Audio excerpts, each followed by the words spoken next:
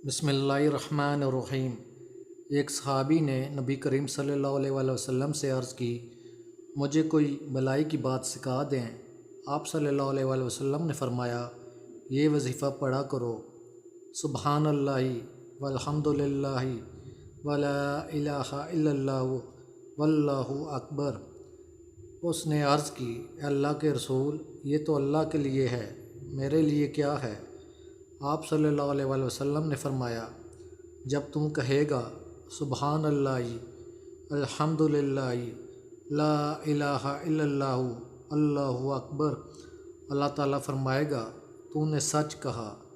और जब तुम कहेगा अल्लाह मगफिरली, अल्लाह मुझे माफ़ कर दे, अल्लाह मरहमनी, अल्लाह मुझ पर रहम फरमा, अल्लाह मरज़ुकनी, अल्लाह मुझे रिज़्क़ अता फरमा, अल्लाह ताला फरमाएगा मैंने ये सब कुछ तुझे अता कर दिया।